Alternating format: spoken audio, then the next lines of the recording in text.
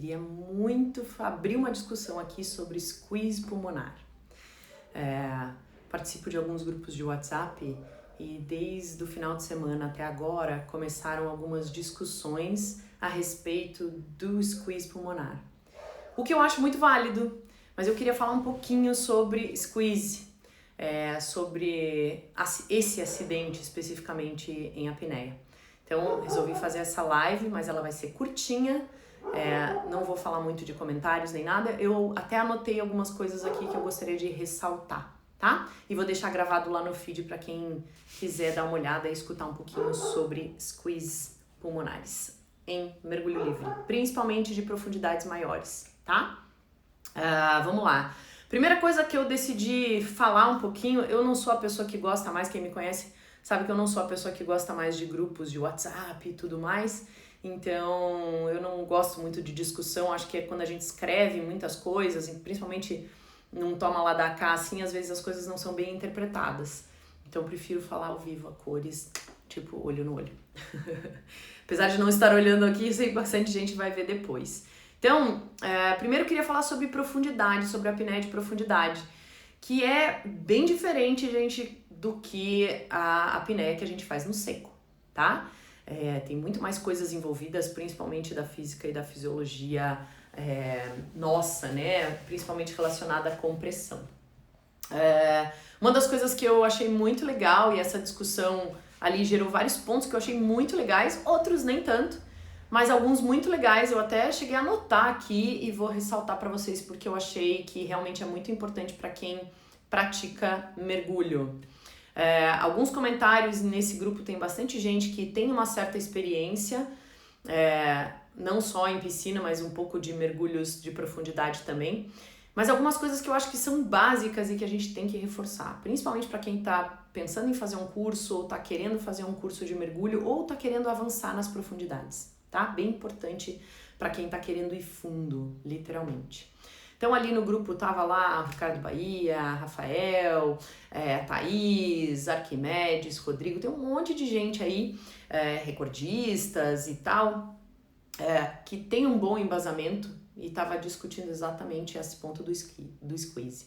Primeiro, o que é um squeeze pulmonar, né? E acho que com a minha experiência de profundidade, até porque eu me especializei em profundidade, porque eu realmente gosto dessa parte de profundidade.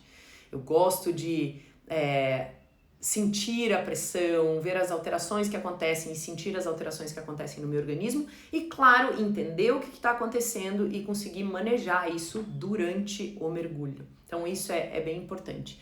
Gente, eu vou tirar os comentários e tudo mais aqui, só para eu não precisar ficar olhando nem me distrair, tá? Então, primeiro, o que é um squeeze pulmonar? Na verdade, é um conjunto de coisas, né? Normalmente, para você ter um squeeze pulmonar, que seria uma lesão pulmonar causada pela pressão, a princípio, né? E muita gente fala que, não, é porque é muscular. Não, é causado pela pressão. É porque a gente está numa mudança de pressão, nosso corpo tem que se adaptar. Então, é um conjunto de causas e aqui estão algumas delas.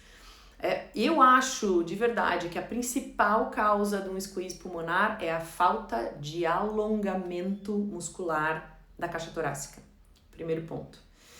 Segundo ponto, acho que é a falta de relaxamento. A galera quer fazer mergulho, mas não quer meditar, não quer tirar minutos para relaxar, né? Por mais que a maioria das pessoas diga que durante o mergulho é super relaxante, tem alguns desafios durante o mergulho de profundidade, como a equalização, que fazem a gente sair desse relaxamento, se você não tem as técnicas adequadas para a profundidade que você vai. Então, tudo está interligado aí. Falta de alongamento muscular, estresse causa contração.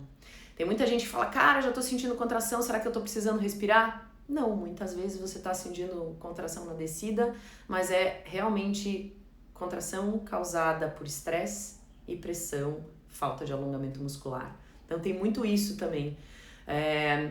O reverse packing ou a carpa invertida pode causar um lung squeeze, principalmente quando é feito em profundidade. Inclusive o Malfio, que é a técnica adequada para a gente fazer né, jogar ar do pulmão para as vias aéreas superiores para ter mais volume de ar para equalizar durante uma descida, também podem causar um squeeze se você fizer muito esforço e muito fundo, né? Depende, é sempre uma relação de profundidade com volume aí dentro do seu pulmão, né? Então, você tem que ter isso.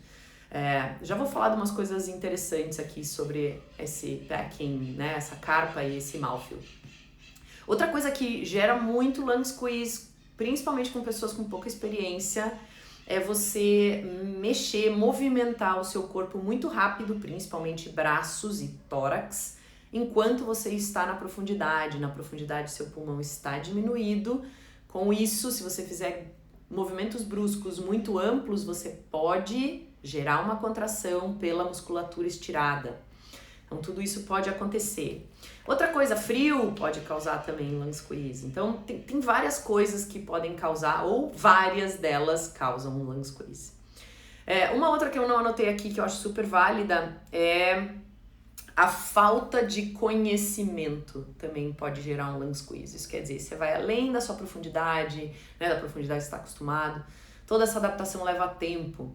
A maioria dos acidentes que acontecem é porque as pessoas não querem esperar, acham que é uma saída rápida, já que eu tenho 5 minutos de apneia, eu consigo mergulhar fundo e pronto, acabou. E não é bem assim, tá? Tem pouca literatura, eu peguei os pontos que eu achei mais interessantes sobre essa discussão que estava rolando ali no grupinho. Tem pouca literatura, tem poucos estudos sobre lung squeeze? Tem alguns, mas são poucos. Por que são poucos? Porque é um acidente. Infelizmente, muita gente, a maioria dos atletas tem vergonha de dizer e de publicar que teve um lung squeeze. Principalmente os mais inexperientes. Falam, caraca, nossa, né, meu Deus, tive um acidente, ai, que vergonha. E não relatam. Então, muitas vezes escondem de todo mundo. Já vi várias vezes isso acontecer. Então, não se deve esconder. Hoje a gente já tem protocolos. Teve um lung squeeze, quanto tempo você tem que ficar fora d'água? Que tipo de lung squeeze foi? Existem vários tipos e profundidades diferentes dentro do seu pulmão. Você consegue analisar a partir do próprio sangue que sai, né? De quanto tempo leva para sair, de qual foi realmente o sentimento, né? Onde começou, que tipo de dor. É toda uma anamnese que deve ser feita. Tem poucos estudos por causa disso, né? Normalmente não tem um relato preciso do acidente. Por isso não tem muito estudo de caso. Mas acho uma ideia aí, jogo uma ideia bem legal. Qualquer um que tiver lung squeeze, qualquer tipo de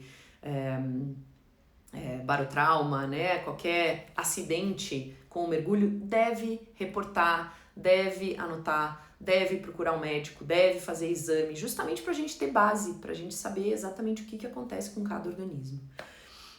Outra coisa, pouquíssimos atletas e pouquíssimas pessoas que praticam mergulho livre respeitam o tempo de recuperação. Isso é outro ponto. A recuperação normalmente leva semanas. É uma lesão alveolar, você precisa ficar fora d'água, você precisa dar tempo para o seu organismo se recuperar. Claro que se você for no médico, claro que se você fizer um tratamento, claro que se você fizer fisioterapia respiratória, isso pode acelerar o processo. Agora, se você ficar em casa escondendo esse acidente, não vai melhorar. Outra coisa e outro ponto muito interessante, que falaram sobre fibrose pulmonar, já vou falar um pouquinho sobre isso também.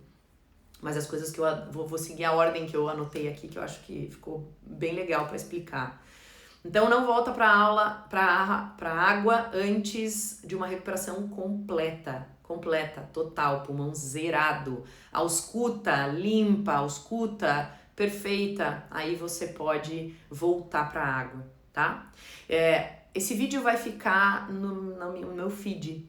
Então, se você tiver alguma pergunta relacionada a isso, faz nos comentários após esse vídeo, que eu vou tentando responder com o tempo, tá? Vou tentar colocar ele no YouTube também, que eu sei que tem uma galera lá, principalmente da Pesca Sub, que movimenta bem o YouTube. Quero que esse vídeo alcance o maior número de pessoas, porque acho que a informação é super válida, tá? Tempo e profundidade. Quanto tempo você leva a fazer um mergulho profundo? Quanto tempo teu corpo demora para se adaptar a um mergulho de profundidade?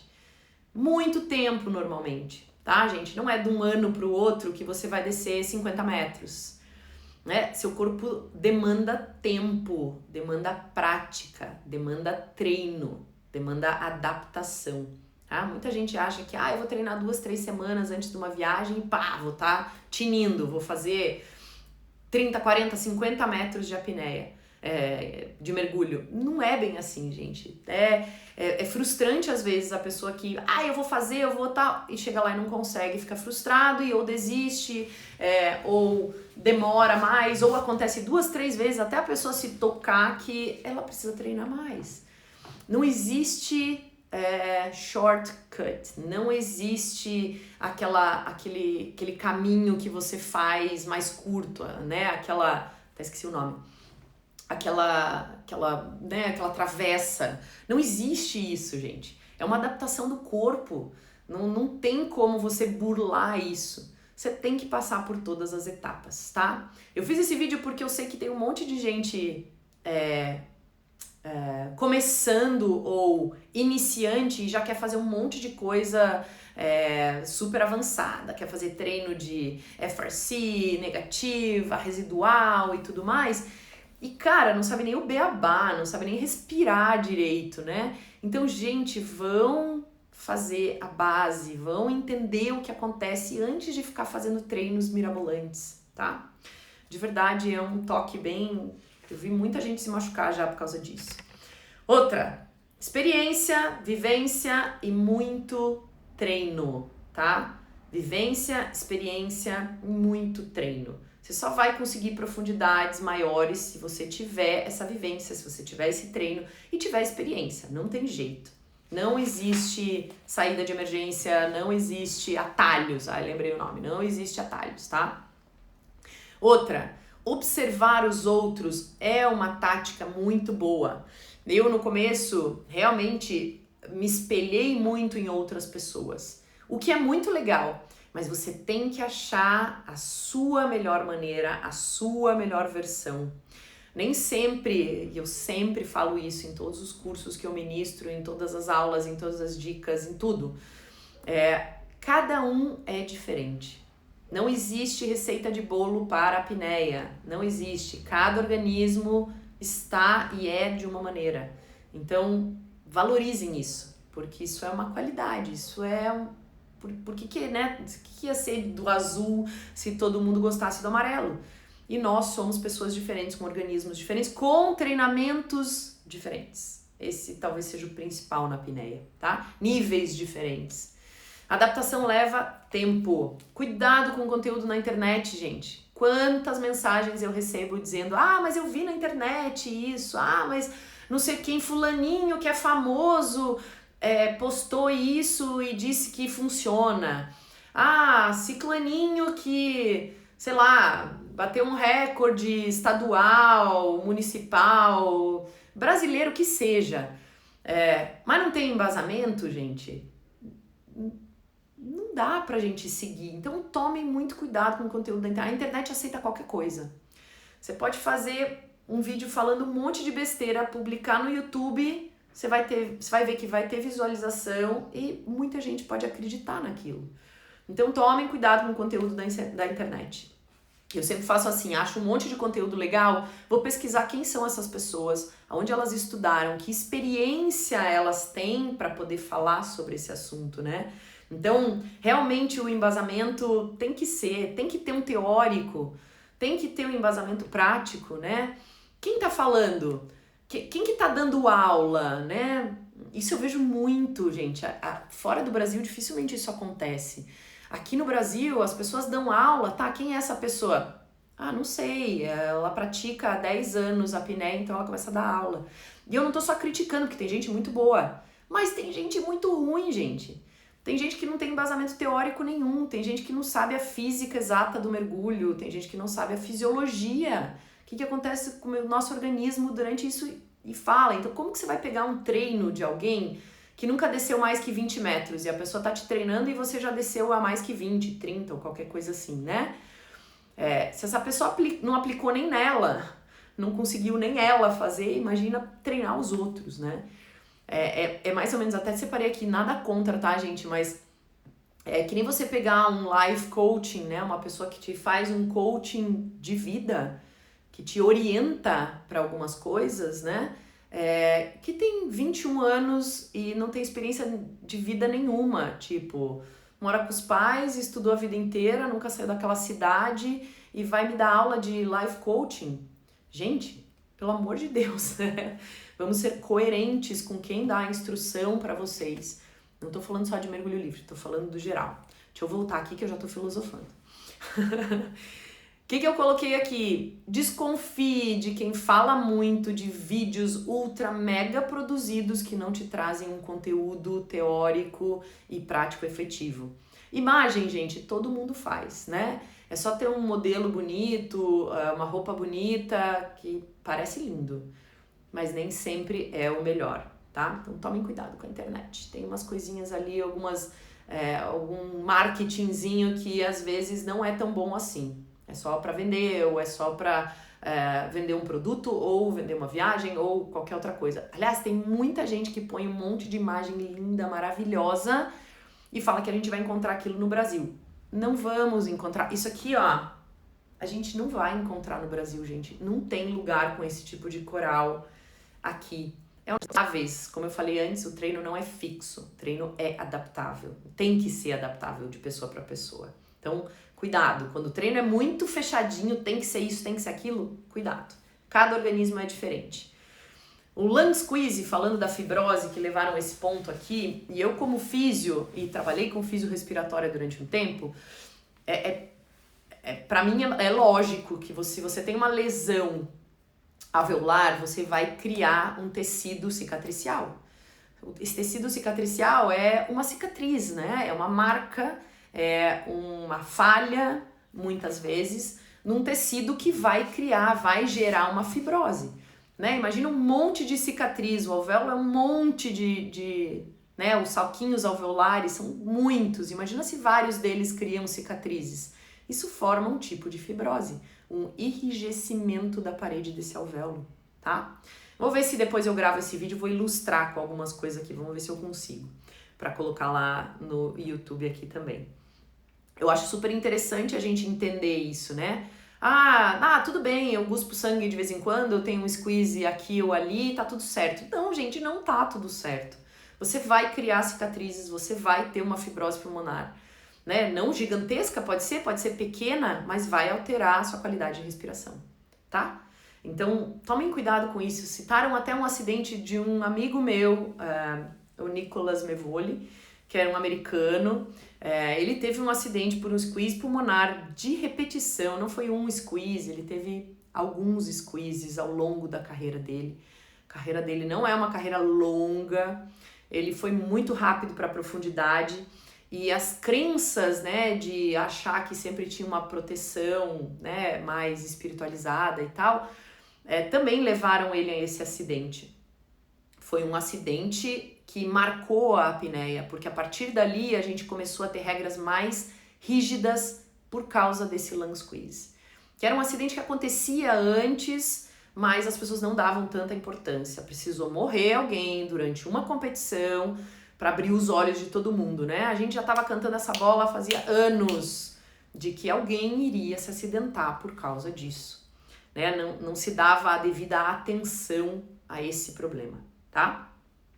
Squeeze de repetição, saiu ali uma pergunta que poderia, uma sugestão de que poderia ser genético. E óbvio que é genético também. Não há predisposição, mas o seu corpo, né, geneticamente falando. Vou citar o meu exemplo. Eu não sou uma pessoa alongada, minha musculatura geneticamente não é de fácil alongamento, de verdade, não é. Por exemplo, eu e minha irmã, quando fazíamos balé, né, jazz, essa coisa toda, quando éramos menores, eu tinha que ralar no alongamento para conseguir fazer o mesmo alongamento que ela.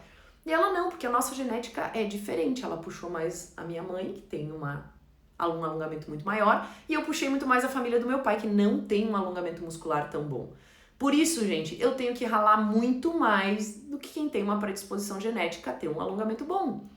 Isso, cara, é lógico, vai acontecer. Tem gente que tem mais alongamento, tem gente que tem menos alongamento. Agora, tem gente que pratica menos e tem gente que pratica mais. Né? Isso não quer dizer que eu não possa mergulhar porque geneticamente eu tenho um encurtamento muscular ou o meu alongamento não é tão bom, normal, né? Eu vou treinar isso. Aliás, treinem as fraquezas que a gente tem, né? Essa é uma dica fantástica também. Se a gente treinar as fraquezas, a gente começa a ficar melhor. Se a gente ficar treinando só o que a gente gosta ou só o que a gente é bom, também não funciona, você não evolui tanto naquilo, né? Então são coisas que a gente deve levar, principalmente para os treinos de apneia. E claro que não quer dizer que porque eu tenho um tempo gigantesco de apneia, 5 minutos, 6 minutos, 7 minutos, 8 minutos, 9 minutos de apneia estática, que eu vou ser um excelente mergulhador de profundidade, ou que eu posso fazer uma profundidade gigantesca com esse número de estática. Não é assim que funciona, gente. Tem toda uma adaptação. Por isso que no curso, a primeira coisa que a gente ensina é a apneia estática e a fisiologia disso.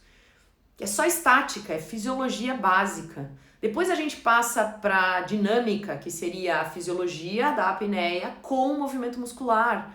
E só depois a gente passa para uma terceira etapa, que é fisiologia, adaptação, movimento, gasto de energia muscular e mais alteração de pressão e volume com profundidade.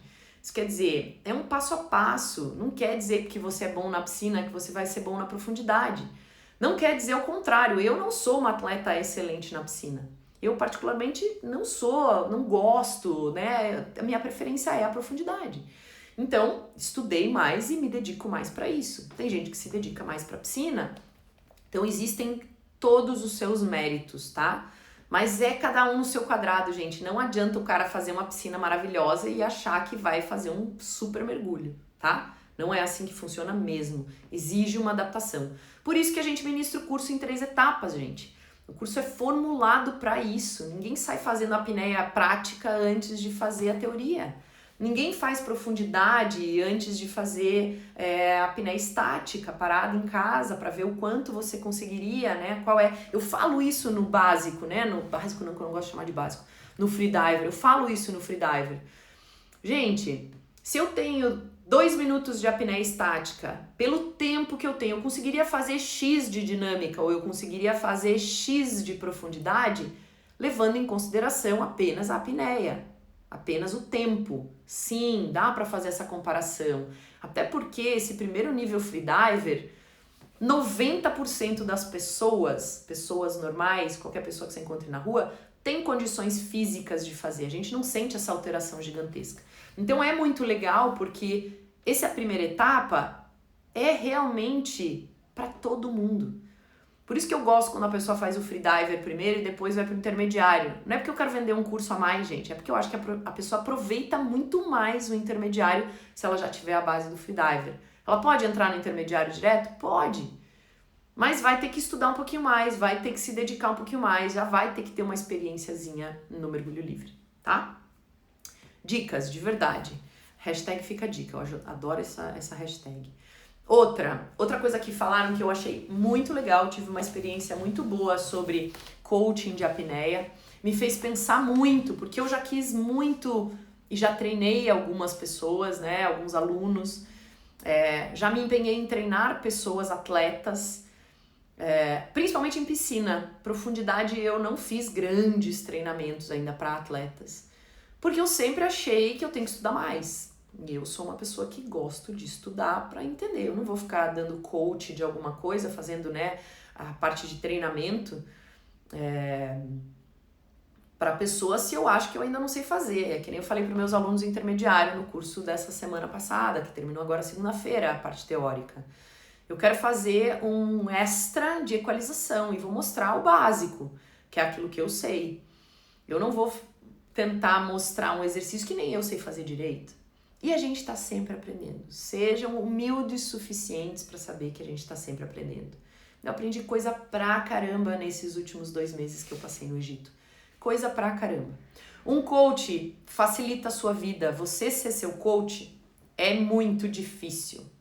O André Azucari falou pra mim, quando eu fiz uma pequena clínica de equalização com ele lá, e ele me falou uma coisa quando eu não vou usar a palavra desistir porque eu não acho legal. Quando eu resolvi que eu não iria bater recordes de profundidades desta vez nessa viagem no Egito, porque eu ponderei e achei que não valia a pena. E ele falou que é muito difícil, real, gente, isso é vivência, é muito difícil separar o atleta do treinador. Né? Porque ali no caso eu estava fazendo basicamente as duas coisas. Eu mesma, né, apesar de ter algumas pessoas me auxiliando, o próprio Carlos que me auxiliou lá enquanto eu estava em Dahab e até, né, virtualmente enquanto eu estava em Charme, você tem que ser um pouco, né? Eu não tinha uma pessoa que fizesse exatamente meu treino, né, meu treinador assim. E é muito legal ter isso, porque você se livra de uma parte que você não precisa se preocupar.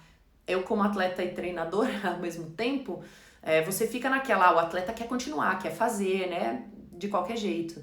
E o treinador tem que ser realista e ver a hora de parar, a hora que não dá, a hora que você vai ver que você tem que subir um degrau. Então foi muito legal, essa história do coaching vale muito a pena e tinha uma galera ali, a Thaís falou, o próprio, acho que o próprio Ricardo, agora não lembro quem que falou, Rafael,